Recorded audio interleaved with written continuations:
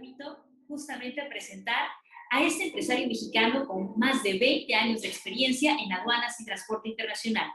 Ernesto Arévalo se ha especializado en crear soluciones logísticas, lo que llevó a presidir la Asociación Mexicana de Agentes de Carga, ACAMARGA. Actualmente es director México en Whiteline. Hoy nos hablará de un tema apasionante: innovación y negocios internacionales. Dejo con ustedes a nuestro invitado, Ernesto Arévalo. Hola, muchas gracias a todos. Espero que me escuchen muy bien. ¿Me confirman? Súper. Me da mucho gusto estar aquí con ustedes. La verdad es que veo ese auditorio y me hubiera encantado que cuando yo pasé por ahí ya existiera. Se ve muy bien ese auditorio. Pues vine a platicar un poco con ustedes acerca de lo que he aprendido en la vida sobre emprendimiento e innovación. He tenido algunas experiencias en el tema de emprender en conjunto, emprender para mí, emprender ahora siendo el eje principal, el mayoritario.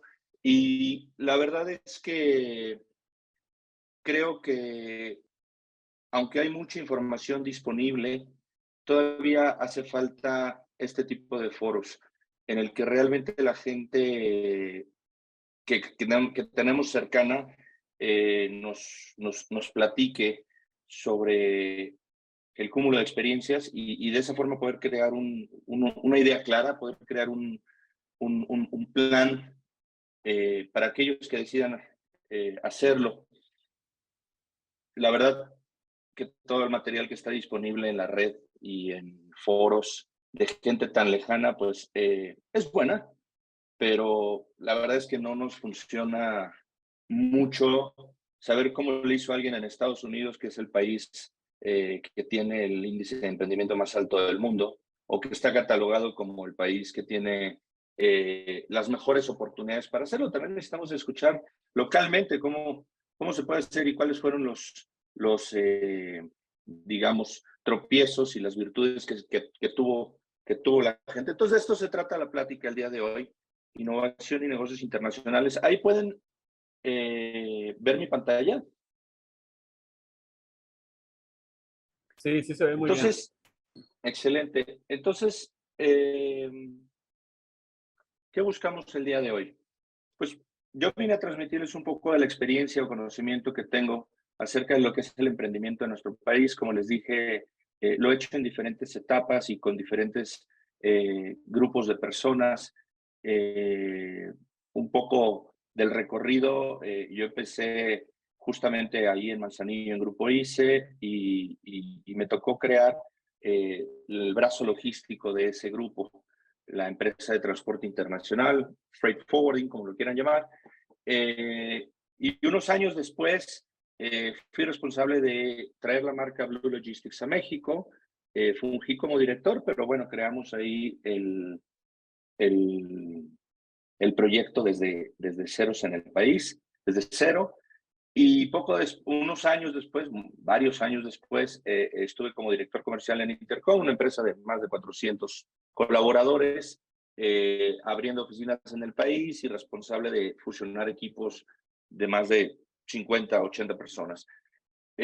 Ahora al frente de Whiteline, un emprendimiento también propio y en conjunto con unos amigos. Y bueno, ya 4 años de este emprendimiento que va por muy buen rumbo, creo yo, y nos da mucho gusto, ¿no? Estas son no quiero leer todo un currículum ahí aburrido, y por eso, pero nada más para que sepan el ponente o la persona que les está hablando, más o menos qué recorrido tiene. Siempre por el transporte internacional, siempre por la parte logística y siempre por la línea del emprendimiento. Y bueno, pues ya entrando un poco en materia, pienso que el emprendedor no solamente es el que pone una empresa y no tiene jefe, que de hecho es una de las razones por la que la mayoría de los entrevistados sobre emprendimiento aseguran haber hecho el esfuerzo. Y Y sin embargo, por cierto, entre paréntesis, eso de no tener jefe se me hace que es algo un poco falso. Te quitas el jefe jerárquico y después vienen otro tipo de entidades a dictarte el rumbo, ¿no? Viene el cliente, viene el gobierno, viene el mercado y al final siempre tienes que responder a alguien. Pero bueno, volviendo a la materia, también se puede emprender desde una plataforma ya creada, participando en un proyecto de emprendimiento dentro de una organización que ya esté en un proceso de innovación, desarrollar una nueva línea de negocio. Lo importante del emprendedor es que tome la decisión de salir de su zona de confort, que tome la decisión de dejar algo relativamente seguro para innovar. Y de eso vine a platicarles, para explorar la idea de ustedes hacer un emprendimiento desde las plataformas que ya tienen, desde las empresas, organizaciones en que ya están, o una nueva, completamente. Y mientras vayamos avanzando en el recorrido de la charla, va a aparecer que yo lo que quiero hacer es lo contrario, desincentivarlos, pero no es así. Lo que quiero es platicarles un poquito de lo que se pueden llegar a enfrentar en un emprendimiento, de las vicisitudes de lo que tienen que tener observado y de esta forma incrementar la capacidad o incrementar la probabilidad de que ese emprendimiento tenga más éxito. Lo decía, es que sucede que hay mucha información disponible sobre lo duro que es emprender y mucha sobre por qué emprender es lo mejor. Yo hoy quiero que nos enfoquemos en cómo, si es que deciden hacerlo, incrementes la posibilidad de supervivencia de tu emprendimiento. Entonces, antes de entrar en el cómo, revisemos algunos hechos, facts. 75% de las pymes cierran en menos de 2 años en México, de acuerdo al Centro para el Desarrollo y la Competitividad Empresarial. 75%. O sea, de cada 4 que se abren, 3 cierran en menos de 2 años. Ahora, en el mundo, 60% de las personas que comienzan un negocio lo hacen entre 40 y 60 años. ¿Por qué este fact es importante? Porque todos pensamos en el emprendimiento como la tarea para una persona recién egresada. Porque todos pensamos en el emprendimiento como lo que puede hacer alguien antes de los 30 para que tenga éxito. Y sin embargo, el promedio en el mundo para emprender empresas son 45 años. Y el 60% lo hace entre 45 y 60 años. 3, la mayoría de los emprendedores deciden hacerlo para ser su propio jefe. Lo que decíamos hace rato, al final se vuelve cambiar a uno por otro, pero este hecho es importante también porque en realidad el dinero no es el móvil número 1, sí es el 2, pero el 1 es eliminar la jerarquía, por lo menos hacia arriba. Vamos a ver, ¿cómo se financian los emprendedores en Latinoamérica? Porque todo proyecto necesita un financiamiento. El 82% autofinanciamiento, es decir, dinero propio. 41% préstamos y líneas. Ya nos fuimos más del 100, es obvio, no vayan a pensar que están mal los datos. Lo que sucede es que se puede tener una combinación de varios de estos mecanismos de financiamiento. Entonces, el 82% autofinancia. ¿Qué quiere decir? Que el 18% de los que emprenden lo hacen con dinero ajeno. 41% con préstamos y líneas de crédito. Es decir, casi la mitad toman los financiamientos tradicionales. 24% con lo que en inglés se define como friends and family. Es decir, le pido prestado a amigos y a familia. 3% con crowdfunding, que son estos fondos gigantescos donde muchos invierten pequeñas cantidades, y 1% capital de riesgo. O sea, solo 1 de cada 100 empresas tiene inversión de capital de riesgo. Y estos hechos me parecen muy importantes porque de repente pensaríamos que los porcentajes están al revés, ¿no? Está tan de moda el capital de riesgo que pensarías que más del 1% de las empresas se financian de esa manera, pero no es así. También se piensa que hay pocos emprendedores en el mundo. Son entre 400 y 500 millones, según diferentes estadísticas, de emprendedores de negocios en el mundo. Eso quiere decir que si somos 7,000 millones, casi 8,000, el número cambia todos los días, pues realmente la mitad de 1,000 millones son emprendedores o somos emprendedores en el mundo. Y por último, y esta es una estadística muy triste, de acuerdo al INEGI, en 2021 solo el 19% de los emprendedores en México eran mujeres. En el 2022 no creo que haya cambiado mucho. Esto, pues, es una situación que tiene que cambiar para que el emprendimiento crezca. No reduciendo la cantidad de emprendedores hombres, evidentemente, sino brindando más oportunidades y generando más confianza para que más mujeres emprendan en el país.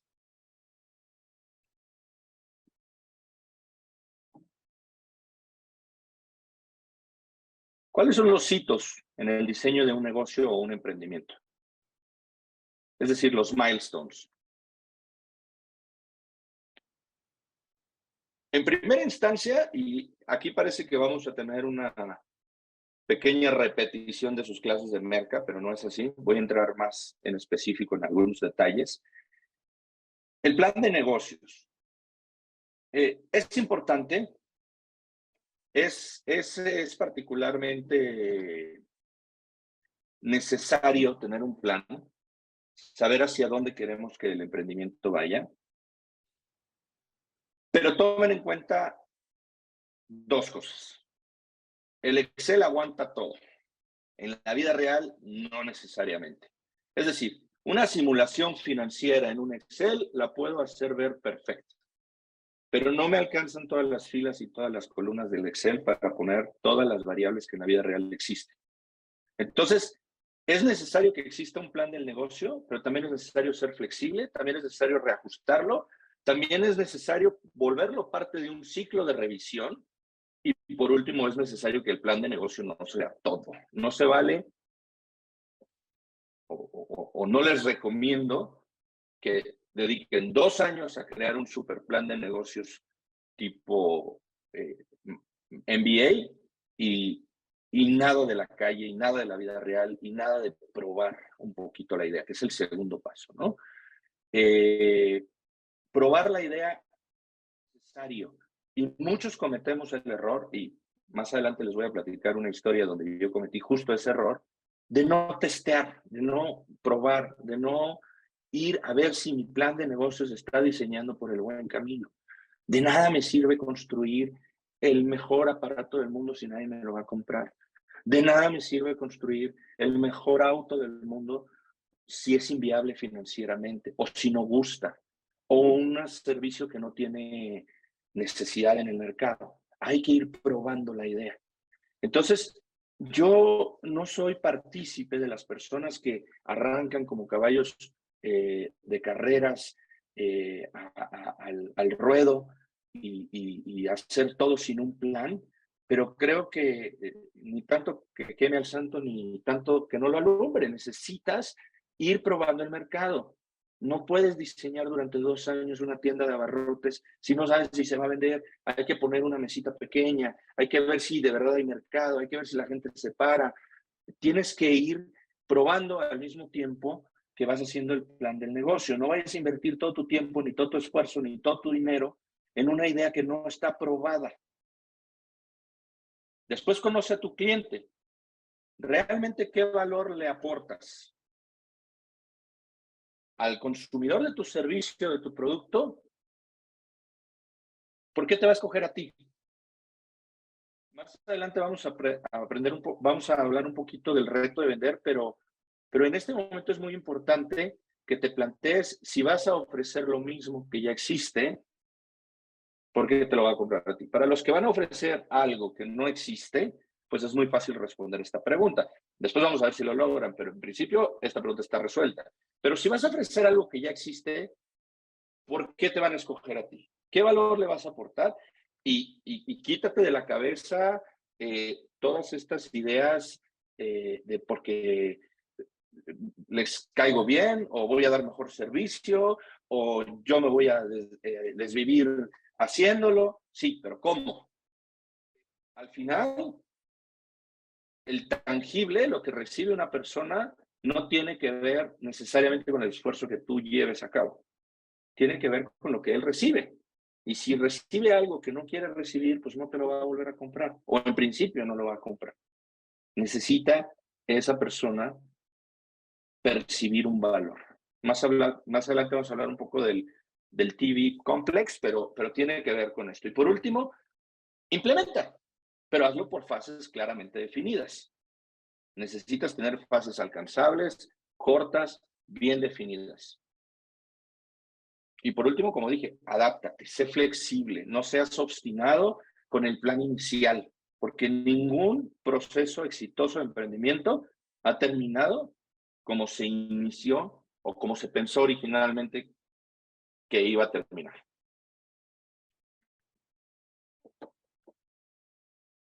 ¿Cuáles son los retos del emprendimiento? Pues primero, conceptualizar. Si no tienes una idea, no tienes nada, en principio.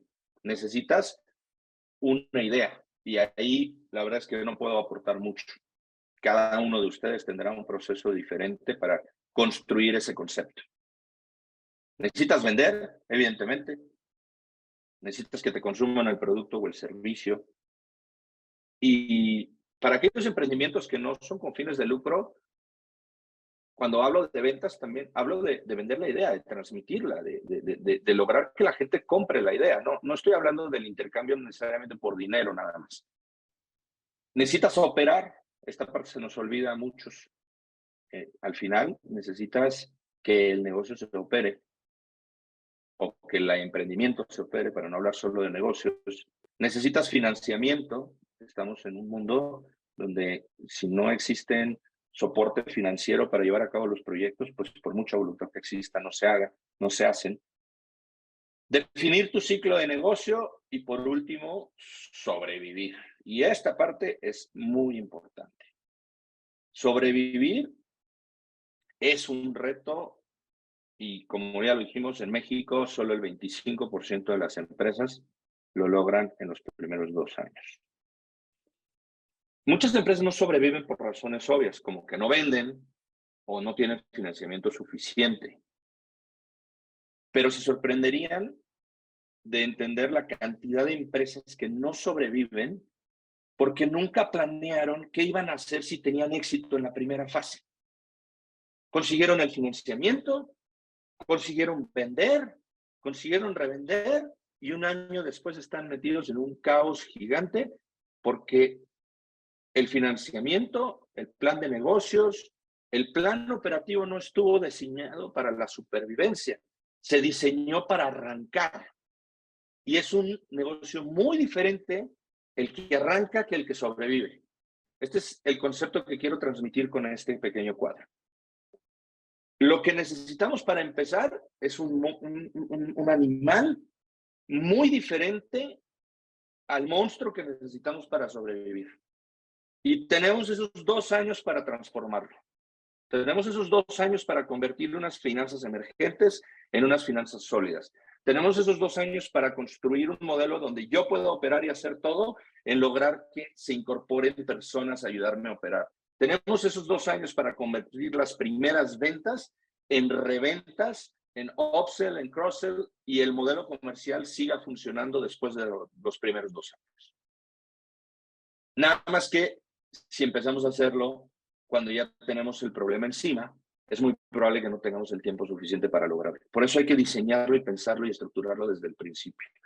El gran reto del emprendedor es convencer a sus colaboradores, a sus compañeros, a sus socios, de que hay que diseñar el negocio para dentro de 3 años.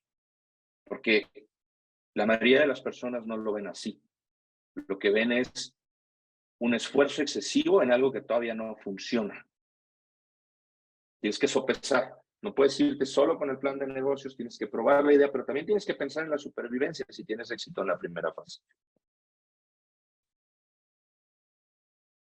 Vamos a hablar un poco del financiamiento.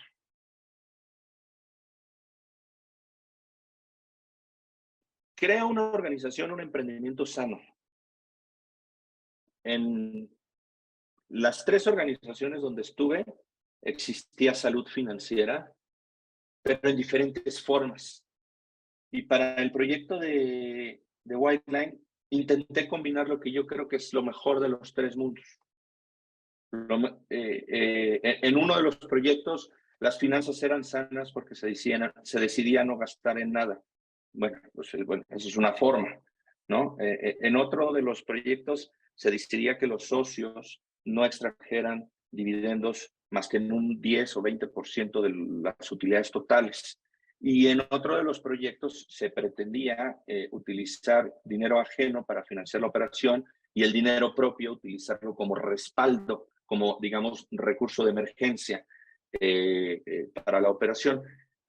Nosotros construimos un modelo híbrido con un poco de los tres, pero yo te diría, las reglas son, para crear una empresa sana, hazlo desde el día cero, no postergues esto, no pienses, ahorita estamos arrancando, no importa, voy a gastar en esto aunque no estaba previsto. No te digo que gaste, la mayoría te diría, gasta menos de lo que ingreses. No necesariamente, hay planes de negocio con financiamiento externo que van a tardar 1, 2, 3 años en llegar a punto de equilibrio y pues entonces en consecuencia estás gastando más de lo que estás ingresando. Pero siempre que vayas con ese plan, siempre que no empieces a gastar en temas que no estaban previstos.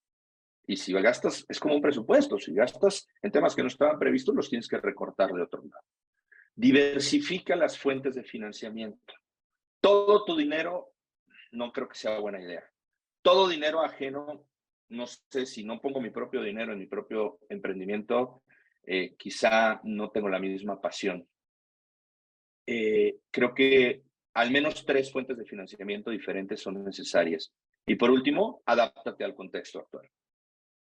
Si hoy una fintech te presta dinero en 24 horas, pues no seas obstinado, no quieras el dinero a fuerza del banco. Ve con una fintech, revisa qué opciones tiene, adáptate al sistema actual. Si hoy una persona te presta con opción a compra, pues no te cierres. No está mal compartir un porcentaje de tu empresa. Ten cuidado, no te vayan a hacer una pulverización nada más si te quedes fuera, pero eso que lo resuelvan los abogados o un amigo que tengas que te aconseje sobre eso.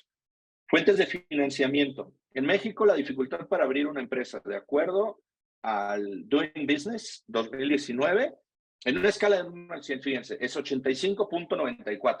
O sea, estamos casi en el límite superior de lo complicado en el mundo para abrir una empresa. En países como Hong Kong, en 48 horas, desde cero tienes documentos constitutivos, licencia de negocios, cuentas bancarias, contador acreditado y libros ya armados, y ready to operate. Acá nos tardamos unos meses, si bien te va. 85.94 de 1 al 100 para dificultad de abrir una empresa. Y para obtener el financiamiento es 90. O sea, el emprendedor tiene un reto, conseguir el financiamiento. El emprendedor en México tiene un reto mucho más grande que los emprendedores en otras partes del mundo. Entonces, ¿qué tenemos que hacer? Ser más creativos, ser más intuitivos, ser más intensos y tener un plan mejor armado.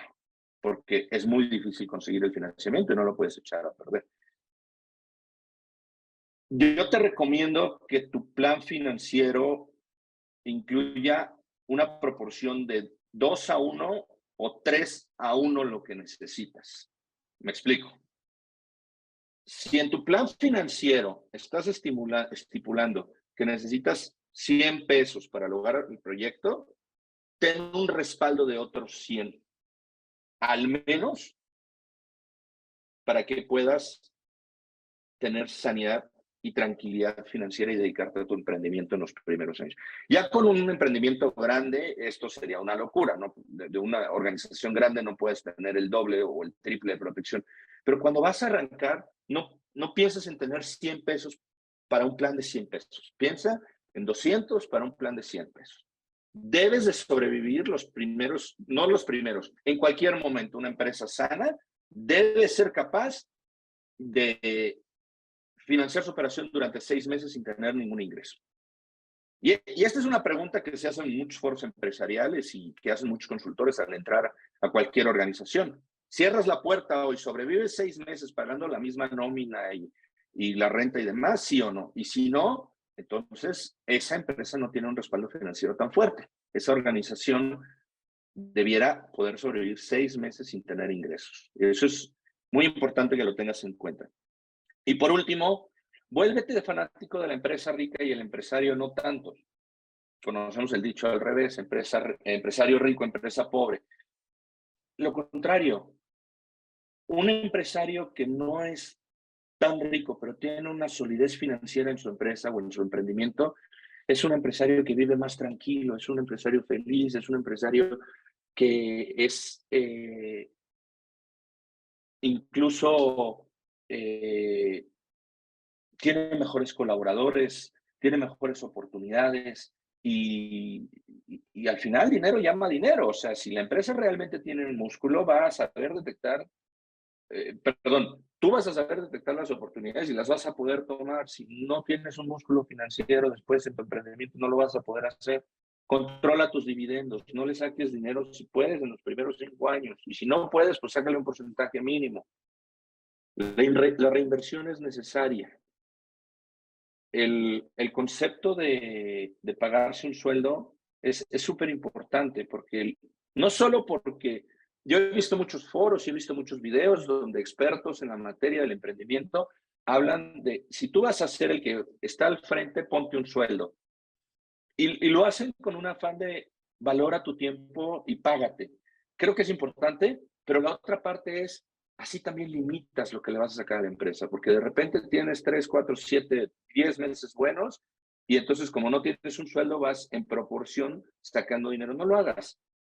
Prepara una empresa sólida. Y si puedes, diseña un retorno de inversión también para los colaboradores. Estamos en un mundo donde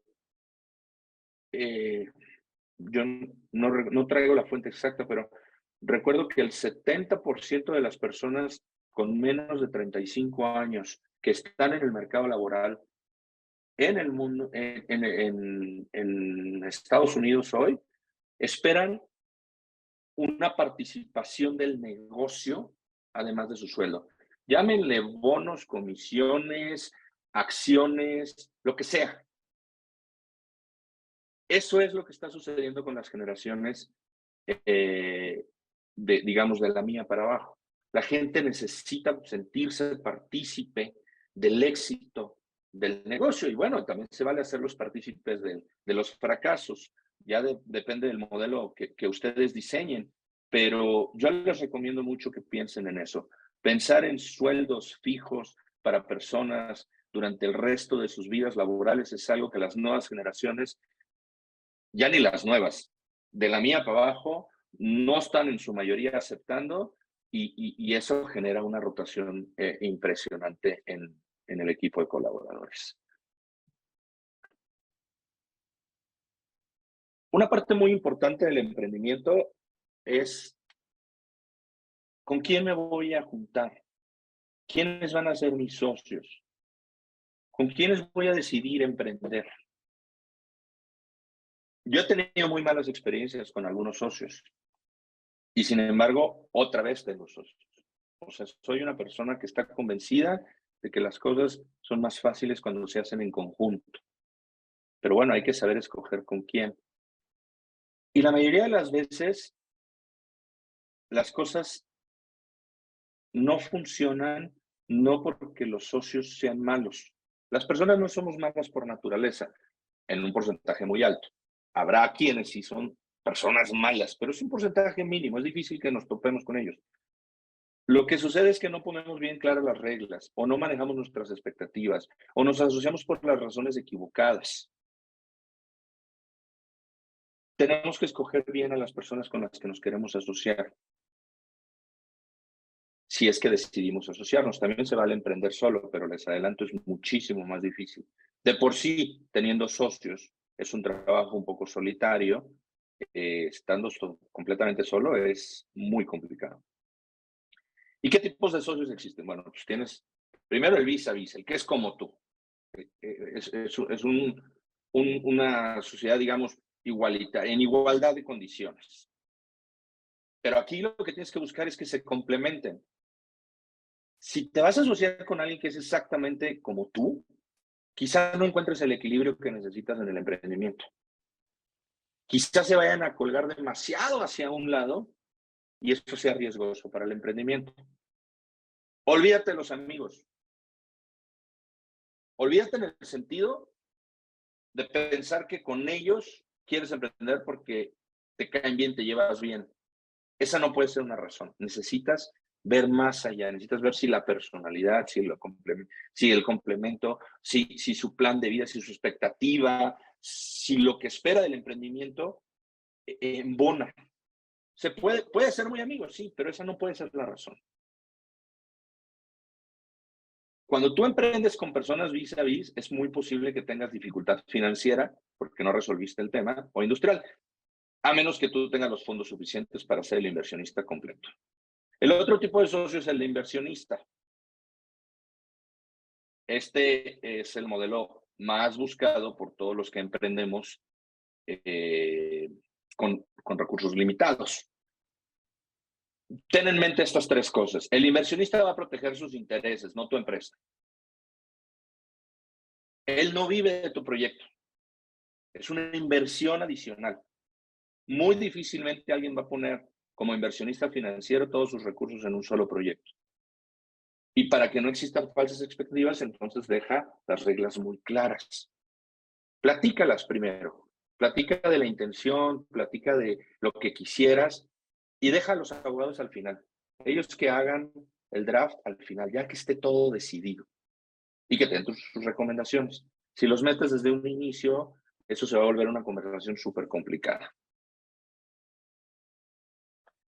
El último tipo de socio, pues, es el industrial, el que aporta algo de valor y a cambio de eso tiene una participación. Aquí lo que tienes que...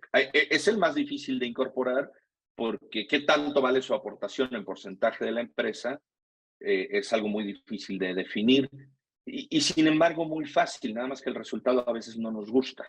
Porque pues lo que aporta se puede convertir en dinero y lo que está hecho en dinero, pues lo puedes poner en una proyección de la misma empresa como si fuera un inversionista. Define muy bien su aportación y cuánto vale y si vas a incorporar un socio industrial, recuerda que las relaciones no son una aportación clara, a menos que se defina con resultados. No, es que, mira, me voy a asociar con Luis y él tiene muchas relaciones en el gobierno y en estas empresas. Sí, pero si esas relaciones no se convierten en algo tangible que le resulte a la empresa en un beneficio, esas relaciones no sirven para nada. Entonces, define que tu socio industrial va a ser socio industrial porque va a traer X negocio o porque va a lograr tal objetivo y no porque tiene las relaciones.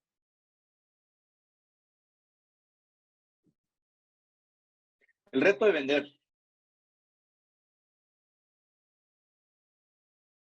Sin ventas no hay nada. Plan de negocios, producto perfecto, servicio perfecto, financiamiento a tope. Si no vendes, no hay nada. Necesitas preocuparte por esto desde el día 0. Es más, desde el día -300, desde que empiezas a pensar la idea. ¿Cómo vas a vender? ¿Quién va a vender? ¿A quién le vas a vender? Necesitas un plan comercial que se extrae del plan de negocio y como dije, tiene que ser ajustable. Yo lo dibujo en forma de un ciclo aquí porque eso pienso que es algo que después de recorrer todos los pasos tiene que volver a empezar. Necesitas volver a iniciar con el plan comercial después de un ciclo completo. Divulgar la idea es súper importante. En los años, principios de los 2000, finales de los 90, se puso muy de moda el concepto de TV Industrial Complex, porque la gente estaba transicionando del modelo de quiero hacer publicidad para mi producto, millones de pesos en televisión y logro meterlo en la mente de las personas y ya me lo compran. Al modelo de otro tipo de canales de distribución, de información, de vender la idea. Hoy para nosotros pues ya no es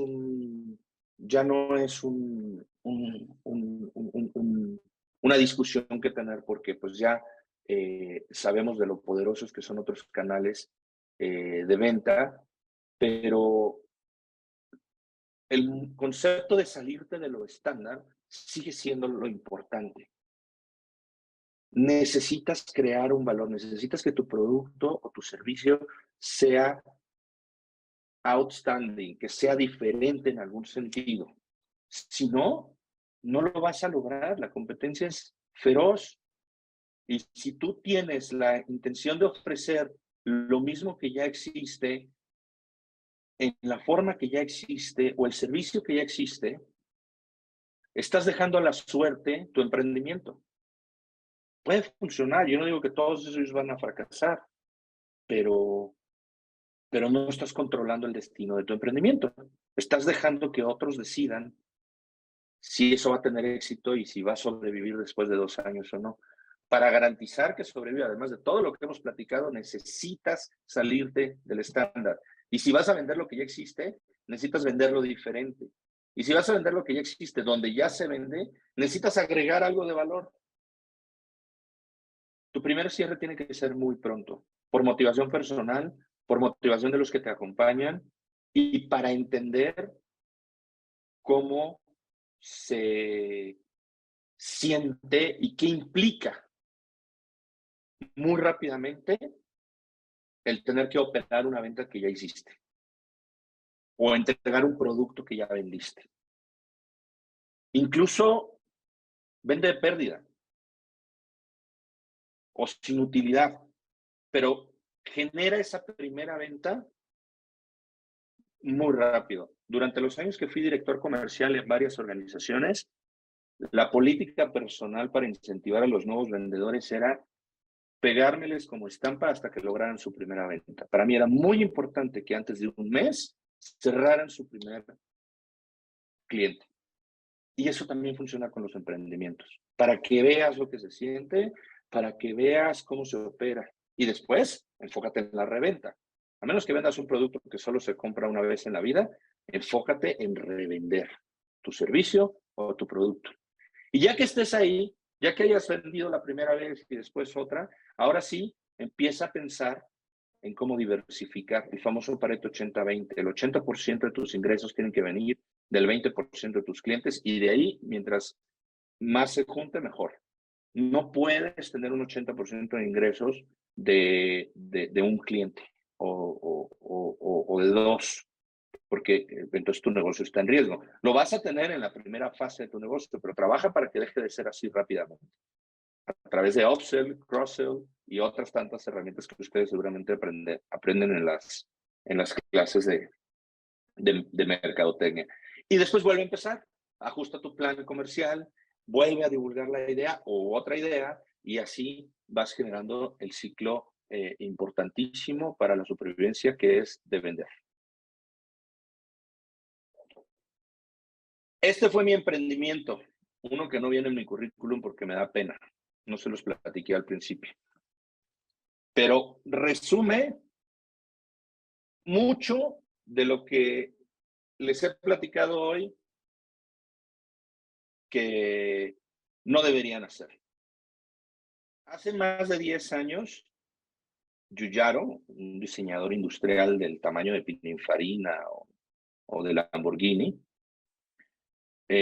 diseñó esto, Mesles, un cargador multidispositivos y muy elegante que se conectaba sobre un escritorio o sobre una sala y a mí me pareció maravilloso.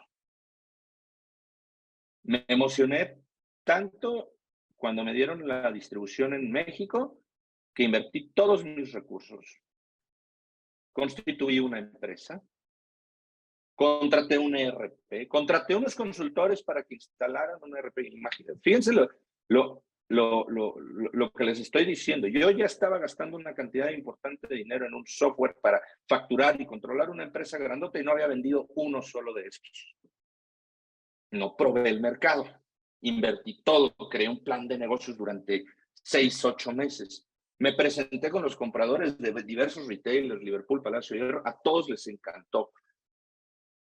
Pero ellos tienen un plan de negocios bien armado. Compran 20 piezas, los prueban, a ver si funcionan, si no funcionan.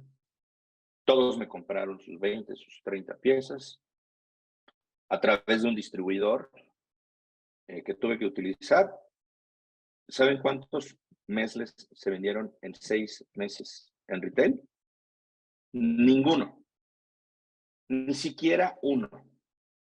Y yo todavía seguía neceando, invirtiendo en vitrinas para que entonces, y pagando lugares estratégicos para que la gente viera. La necesidad no está creada.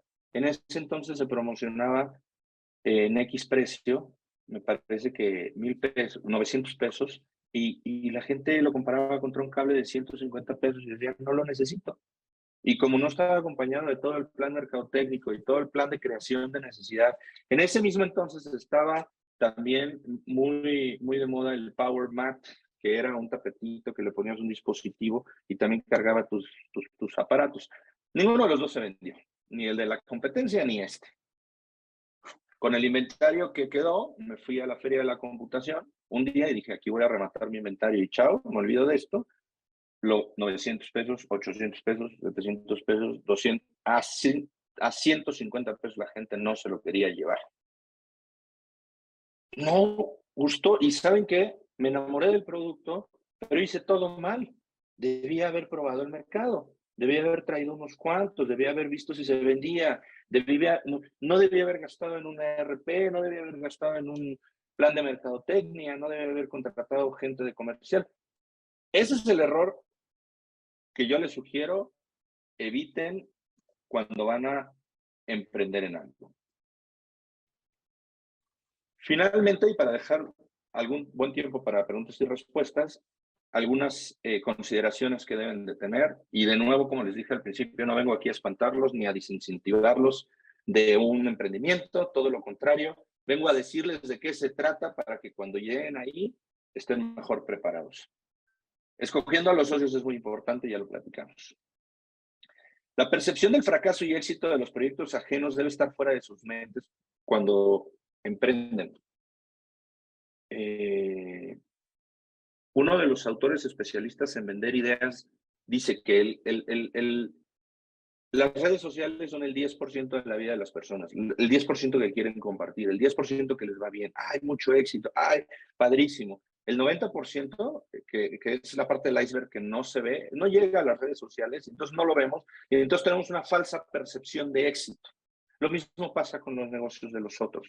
Entonces, por favor, quítense de la cabeza esa percepción de éxito de proyectos ajenos como un referente para lo que yo tengo que hacer. Ustedes tienen que hacer lo que tienen que hacer independientemente de el resto de los proyectos. Tienen que ser solo benchmarking, tienen que ser como copio buenas prácticas, tengo que jalar lo mejor, pero no tengo la necesidad de ir ni al mismo ritmo ni de tener el aparente supuesto mismo éxito. Si van a emprender, les advierto que la angustia dominical va a crecer en exceso. Ese sentimiento que tienen porque mañana ya voy a ir a la escuela o mañana ya entro a trabajar, bueno, cuando tengan un emprendimiento va a ser por 5 o por 10. Y pues ni modo, hay que aprender a controlar.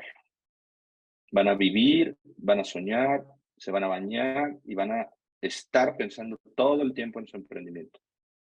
La experiencia para emprender se puede construir desde cualquier plataforma, incluso estando en un empleo, estando en una organización, estando en la escuela. Crea, si quieres emprender, yo te diría, por último, crea una idea que se divulgue, que sea extraordinaria. Lo que ya les decía, sálganse del estándar para que tu probabilidad de supervivencia sea mucho mayor. Y déjame decirte que sin perseverancia, todo lo demás falla. Si no le dedicas alma y corazón y tiempo, todo lo demás no importa. Va a funcionar. Por eso es tu emprendimiento. Pensar que va a funcionar con un par de horas al día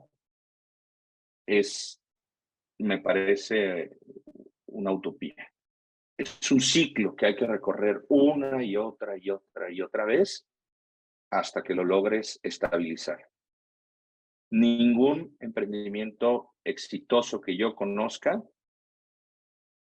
ha funcionado sin que los primeros 5 años al menos esté el emprendedor day in, day out en el proyecto.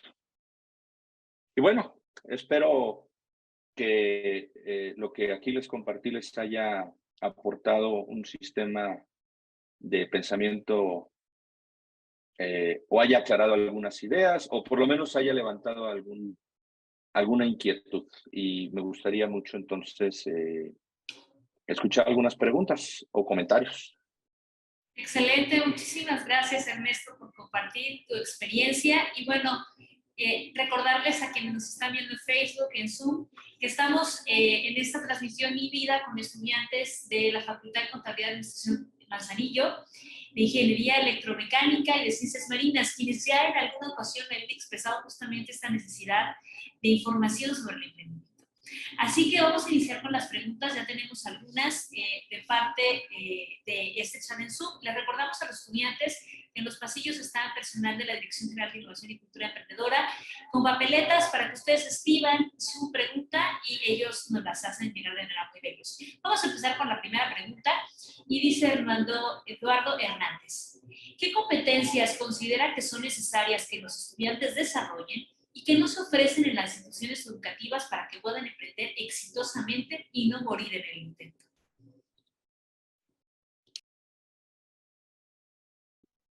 Perdón, había apagado mi micrófono. Me parece que es una excelente pregunta. Si yo quiero emprender, me tengo necesariamente que preparar para eso. Y las competencias, pues hay que desarrollarlas, hay que cultivarse.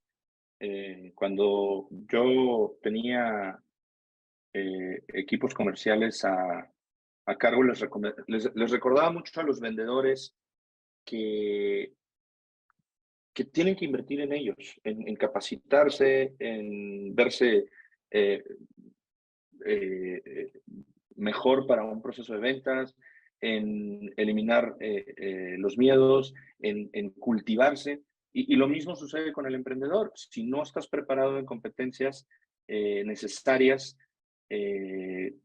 creo que el proyecto o la posibilidad de supervivencia es mucho menor. Yo te diría, iniciativa, confianza, en autoconfianza, pensamiento crítico y sobre todo la capacidad, el semblante para aterrizar las malas noticias, para reaccionar de muy buena forma a los problemas grandes y la capacidad de enfoque. Eso es algo, por ejemplo, que a mí me cuesta mucho. Yo me distraigo hasta con una abeja que pasa volando. Y es muy importante que el emprendedor tenga una capacidad para enfocarse en su proyecto. Bien, no, sí, y son habilidades importantísimas que de repente pasamos por alto, ¿no? En las aulas, y que son habilidades que son transversales para la vida. Bien, ¿tenemos alguna otra pregunta? ¿Qué estrategias nos sugiere que deberíamos incorporar las y los docentes de las clases para poder estimular el entendimiento? ¿Qué estrategias sugiero que incorporen los docentes? Esa fue la pregunta, ¿verdad? Así es. Bueno, la más clásica y la que ha tenido mucho éxito en todos lados, pues es la incubadora de negocios, ¿no? Evidentemente se repite y se repite el modelo. Esa sería la más lógica, pero yo también incorporaría, si estuviera en ese caso, mucho la visita in situ. Yo creo que hace falta que los alumnos vayan a las empresas y a las organizaciones con mucha más afluencia. Vamos y nos llevamos a los alumnos una vez al año al puerto o a un edificio de gobierno. No, digo, es bueno eso, pero se necesita más, se necesita que un grupo muy pequeño vayan a un despacho contable y vayan a una empresa de servicios y vayan a cosas más terrenales, más pequeñas, más cercanas, a lo que se pudiera parecer un emprendimiento. Claro que para esto se necesita pues el apoyo y la ayuda de los empresarios, pero definitivamente si existe una comunidad universitaria bien constituida y fuerte como la de la Universidad de Colima, se puede lograr. Excelente. Tenemos una pregunta ya del auditorio, nos la hicieron llegar y dice que cree que es mejor el emprendimiento en línea con toda la tecnología nueva que tenemos o es mejor una sucursal en físico. Yo creo que es irrelevante. Yo creo que lo importante es que te salgas del estándar. Lo importante es que tu idea genere un producto o un servicio que sea remarkable. Después, si eso implica, y la propia idea te va a dar la naturaleza. Evidentemente, el crecimiento de los productos en línea, de la venta en línea, es exponencial. Y si vas a vender productos, tienes que pensar necesariamente en la venta en línea como un canal, pero invertir solamente en lo que está teniendo boga, lo que está en boga, perdón, lo que está teniendo crecimientos rápidos, es una decisión del inversionista, no del emprendedor. El emprendedor tiene que pensar en su idea y después el resultado de la propia idea te va a decir por dónde te tienes que ir. Si vendes productos, evidentemente lo tienes que hacer en línea, pero como un canal de distribución. Yo creo que muchos de los emprendimientos que se están dando en estos últimos años son definitivamente en línea, pero sigue siendo el mismo 25% que sobrevive después de los primeros 2 años. Y todo lo que muy rápido sube tiene una tendencia también a caer en la misma velocidad. Entonces, la respuesta concreta es, no importa cuál. Enfócate en que sea fuera del estándar. Sí, justamente, ¿no? Superar este nivel de mortandad que tienen las empresas. Y hay una inquietud que también nos hacen llegar los estudiantes. Ya la mencionabas, pero vale la pena. ¿Cuáles son las características del buen emprendedor y si tiene relevancia la edad del mismo? Decir que no tiene relevancia, voy a empezar al revés por la segunda pregunta. Decir que no tiene relevancia la edad del emprendedor me parece que sería falso, porque gente muy joven tiene, pues todavía, y con muy joven me refiero a menos de 18 años, pues tiene posibilidades de emprender, pero tiene menos oportunidades porque pues todavía la vida no le ha dado ciertas competencias. Y emprender después de 60 años con un o 70 es posible, hasta que toque Fried Chicken, pero es complicado porque la energía no es la misma. Pero si nos movemos en los rangos de 18 a 60, me parece que es irrelevante. El meollo del asunto es que quieras hacerlo, salirte de tu zona de confort y que tengas una idea de un producto o un servicio que sea fuera del estándar. Y la primera parte de la pregunta fue... ¿Qué características tiene el emprendedor?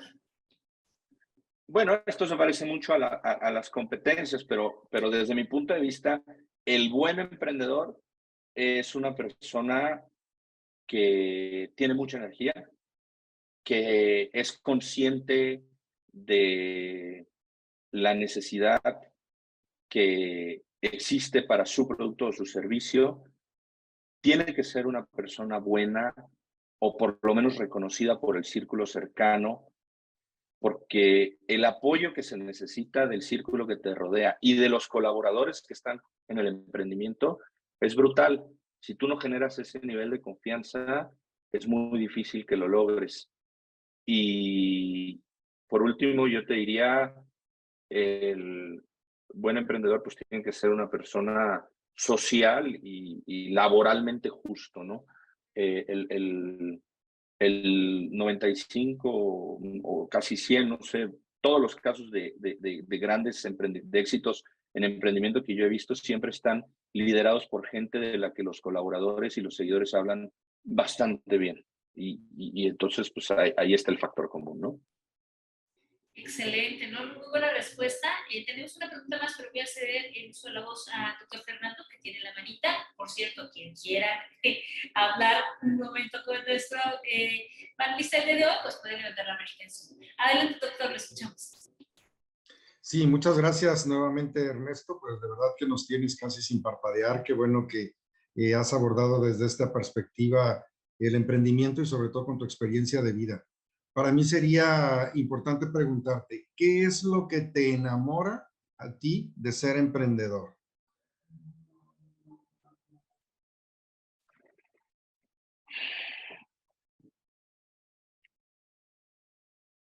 Me gustan muchas cosas. Definitivamente, también empecé con esta idea de que ya no quería tener jefe, pero pues solo para darme cuenta de lo que ya les platiqué, los jefes se volvieron otros, el mercado, los clientes, el gobierno. Pero lo que más me gusta de emprender es que puedo trabajar a mi ritmo. Y si ese ritmo, y con eso no quiero decir más despacio, sino lo contrario, puedo ir mucho más rápido de lo que tendría que hacerlo fuera de un emprendimiento. Puedo ir a toda la velocidad que represente la energía que yo le ponga.